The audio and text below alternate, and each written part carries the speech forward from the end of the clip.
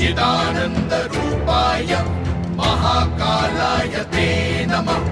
ईश्वराय नमस्तुभ्यं तत्पुरुषाय वै नमः। सद्योजात नमस्तुभ्यं शुक्लवर्ण नमो नमः। वधा कालाग्निरुद्राय रुद्ररूपाय वै नमः। सिद्ध्युत्पत्तिलयानां च हेतुरूपाय वै नमः। परमेश्वर रूपस्त्वं नील एवं नमोऽस्तु ते।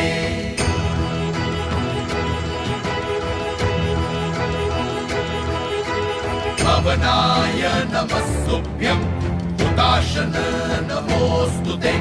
सोमरूप नमस्तुभ्यं सूर्यरूप नमोऽस्तु ते।